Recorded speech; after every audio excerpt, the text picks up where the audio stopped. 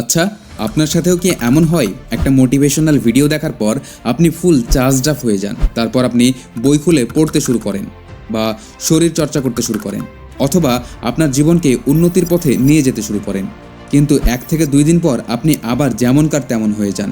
তারপর আপনি ভাবতে থাকেন এগুলো আমার দ্বারা সম্ভব না, আর এতে করে আপনার নিজেরই সেলফ কনফিডেন্স কমে যায়। তারপর কোনো মোটিভেশনই আর কাজ দেয় না। তো আজকে আমি এই সমস্যার ব্যাপারেই কথা বলবো।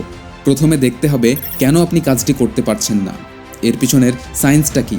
এক কথায় আমি এর উত্তর দিয়ে দিচ্ছি, আসলে কাজটি আপনার অভ্যাস নয়, আর এই কারণেই আপনি শুরু তো করে ফেলছেন কিন্তু কনসিস্টেন্ট থাকতে পারছেন না। তো আজকের ভিডিওতে আমি আপনাকে জানাবো কিভাবে আপনি যে কোনো কাজকে আপনার প্রতিদিনের অভ্যাসে পরিণত করতে পারবেন। যদি আপনি কোনো কাজকে প্রতিদিনের অভ্যাসে পরিণত করতে পারেন, তাহলে আপনার ওই কাজগুলো করতে একটুও কষ্ট হবে না, অটোমেটিক্যালি কাজগুলো হয়ে যাবে আর আপনি বুঝতেও পারবেন না। এই ভিডিওতে আমি আপনাকে এমন কিছু বলবো যা আপনার জীবন বদলে দিতে পারে। আজ আমি এই ভিডিওতে যে 4টি পয়েন্টের কথা বলবো, যদি আপনি ব্যবহার করতে পারেন তাহলে আমি গ্যারান্টি দিচ্ছি আপনি আপনার জীবনে অনেক বড় সফলতা অর্জন করতে পারবেন। অভ্যাসের অভাব আমাদের মধ্যে অনেকের জীবনকে অদৃশ্য শেকলের মতো আটকে রেখেছে।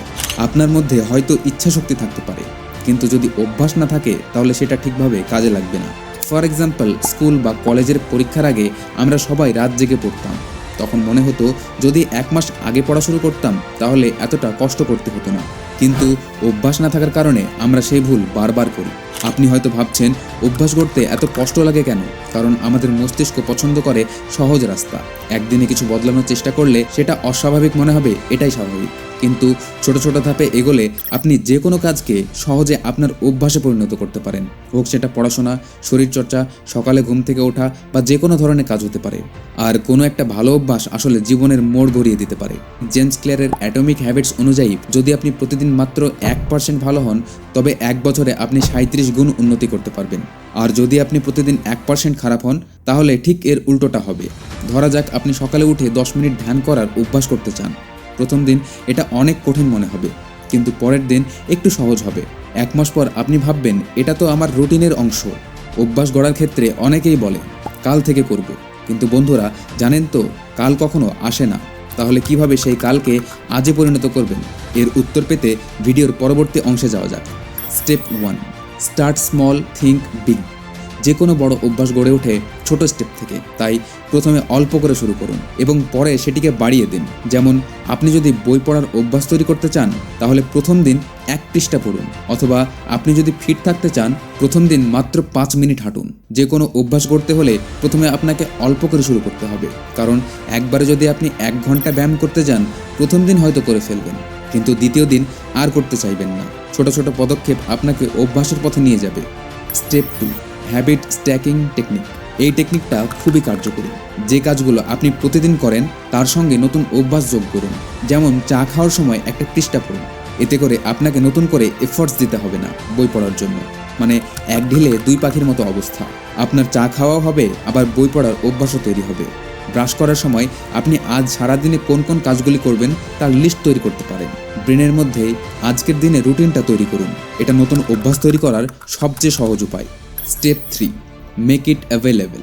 আপনি যেই অভ্যাসটি নতুন করে তৈরি করতে চান সেগুলো যেন আপনার চোখের সামনে থাকে।